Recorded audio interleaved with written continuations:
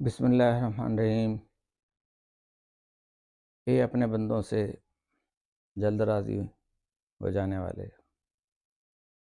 ہم سب کو بخش دے کہ ہمارے پاس دعا کے ہتھیار کے سوا کچھ نہیں، اور بے شک تو جو چاہے کر سکتا ہے۔ اور مزید رب اشرح لی صدری ویسر لی امری واحلل عقدۃ من لسانی یفقہوا قولی۔ اے میرے رب، میرے لیے میرا سینہ کشادہ کر دے اور میری زبان کی گرہ کو کھول دے تاکہ وہ میری بات سمجھ سکیں۔ آمین۔ یہ رب اشرح لی صدری کہ میرے دل کو کھول دے،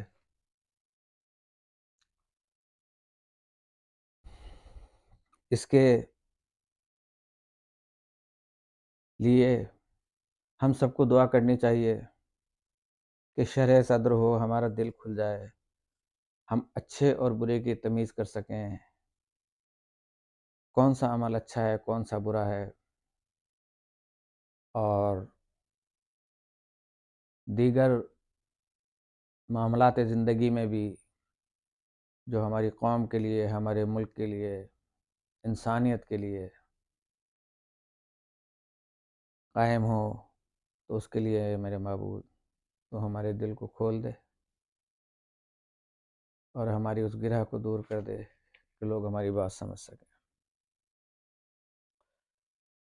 تو جناب، سب سے پہلے میں اپنے تمام ناظرین، حاضرین،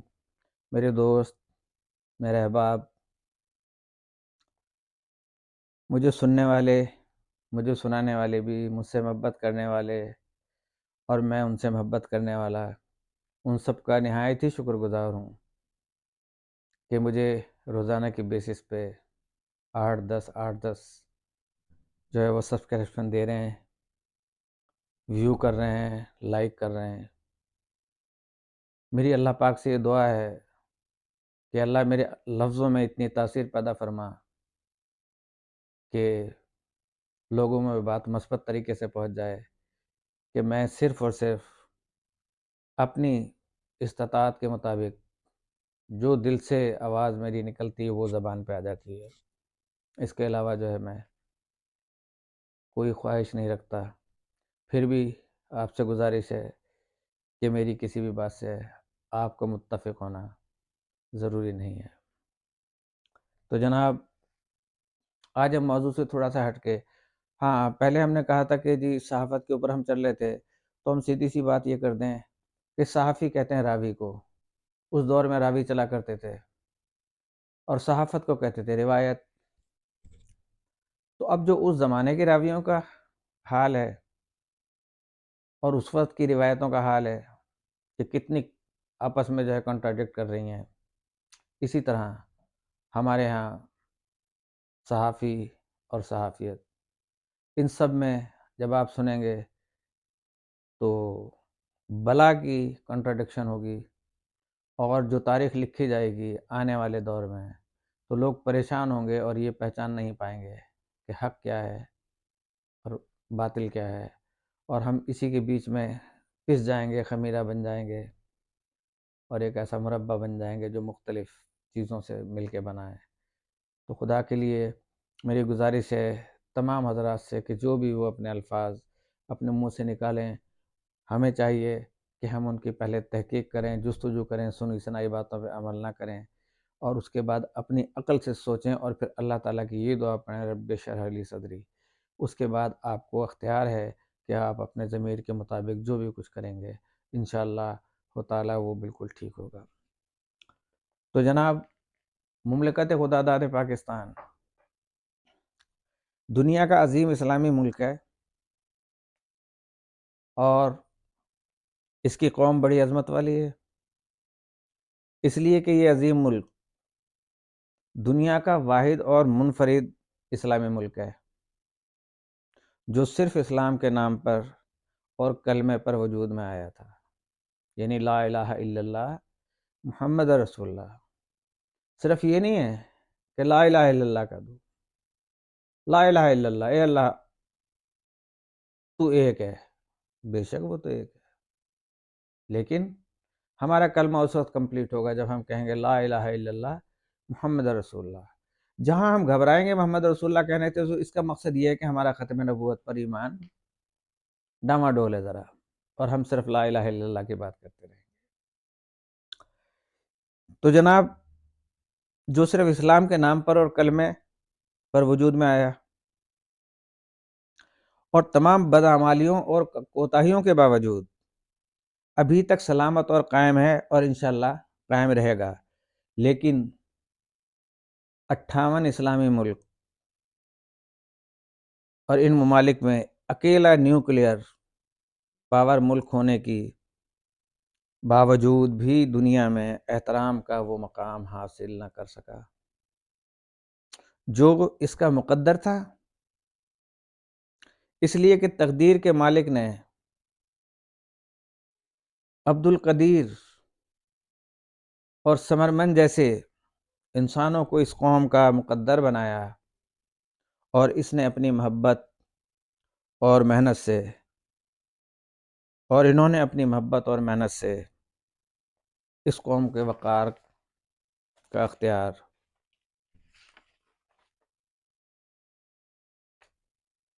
بنایا، اختیار دے کر اپنی حفاظت کے لیے بااختیار بنایا، مگر اس کے باوجود پاکستانی قوم اب تک دنیا سے اپنی عظمت کا لوہا کیوں نہیں منوا سکی؟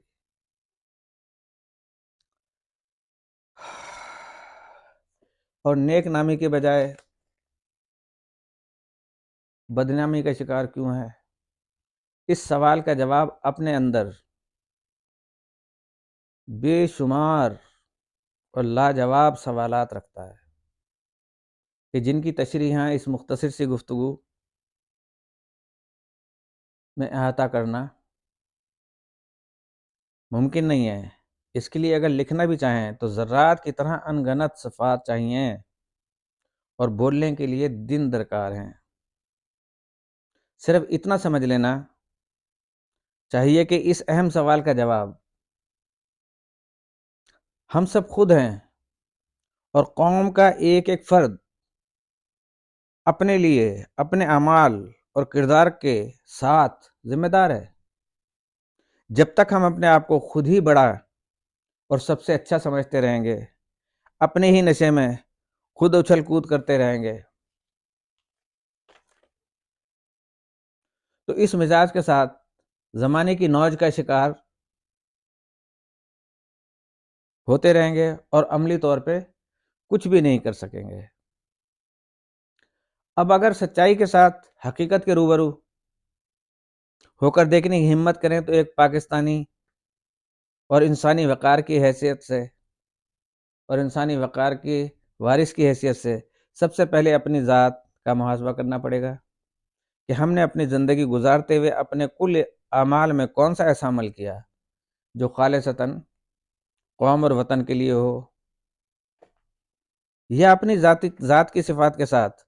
اپنی قوم کی ترقی میں کیا کردار ادا کیا۔ میں پچھلے اپنے پروگرامز میں بھی کہہ چکا ہوں،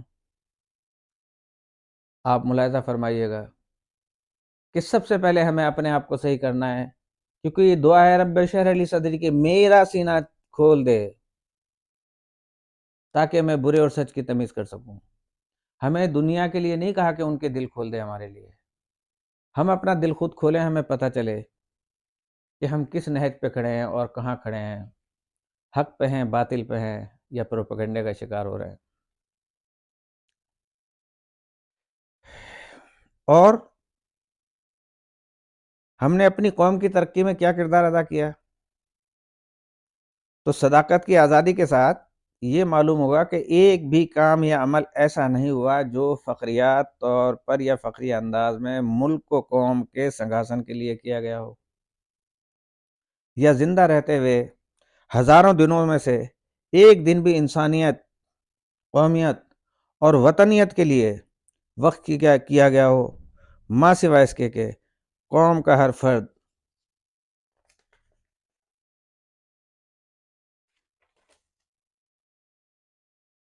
اپنے کاسہ سر میں، کاسہ بہت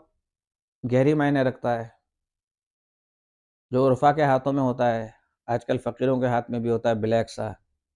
کہ جس میں وہ خیرات ڈالتے ہیں، کسی لکڑی کا بنا ہوا ہوتا ہے وہ. تو کاسہ سر میں منفی سوچ کی،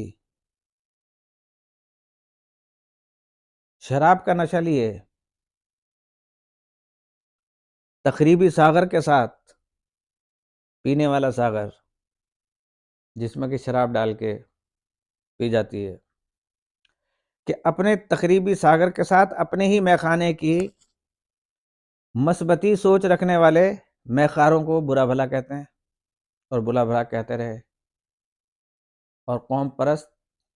ساقی کے طرز عمل کا شاکی رہتا ہے. تو موضوع ہمارا جاری رہے گا. آج مختصر گفتگو محض اس لیے کی گئی کہ پروگرام لمبا ہو جاتا تھا، 20 منٹ 24 منٹ 26 منٹ، اور اس کو سننے میں ظاہر ہے کہ ٹائم لگتا ہے، موبائل ہیں اور دیگر مصروفیات ہیں، اس کے اندر بندہ جو ہے وہ الجھ کے رہ جاتا ہے، اچانک کوئی فون آ جاتا ہے، اٹھ کے چلا جاتا ہے، موضوع تشنا رہ جاتا ہے. تو لہٰذا اس طرح سے جو ہے وہ میرے پیارے ناظرین و حاضرین پورا پروگرام نہیں سن پاتے، اور میری محنت پھر رائے گاں چلی جاتی ہے. جب بھی موقع ملے تو ضرور سنیے گا اور میری اصلاح کیجیے گا. بہرکیف اختتام کرتا ہوں اسی بات پہ، کل انشاءاللہ مزید آگے بڑھیں گے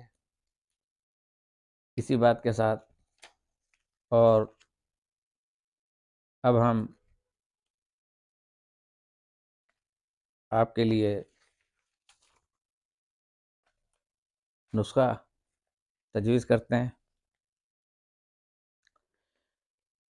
کہ پرانی سے پرانی خارش ایک مصیبت ہے. انسان کھجلا کھجلا کے اپنے پیروں پہ زخم کر لیتا ہے، ہاتھوں پہ زخم کر لیتا ہے، کمر پہ زخم ہو جاتے ہیں، بازوؤں پہ زخم ہو جاتے ہیں، لیکن کھجلی ختم نہیں ہوتی، اور پھر وہ اس میں لگ جاتا ہے. تو اس کے لیے بہت ہی آسان سا کہ دیسی اجوائن کا تیل جو ہے نا آپ بازار سے لے لیں. دیسی اجوائن کا تیل آپ بازار سے خرید لیں، یا اجوائن لے کے جو تیل نکالتے ہیں ان کے پاس چلے جائیں، اپنے اطمینان کے لیے وہاں وہ تیل نکلوا لیں، اور پھر وہ تیل خارش سے متاثرہ جگہ پر 3 سے 4 دن تک لگائیں. انشاءاللہ تعالی خارش ختم ہو جائے گی. مزید برآں یورک ایسڈ کے لیے وہ بھی بہت چھوٹا سا نسخہ میں آپ کو دے رہا ہوں کہ نیاز بو، عموماً آپ نے سنا ہوگا گھروں میں بھی لوگوں کے لگا ہوا ہے، کہ جس کی خوشبو ہے، اور تخم ریحان، ریحان کا درخت بھی کہتے ہیں کہ اس میں چھوٹے چھوٹے دانے ہوتے ہیں. تو نیاز بو کے پتوں کی چٹنی بنا لیں، اس میں تھوڑا سا نمک، تھوڑی سی سرخ مرچ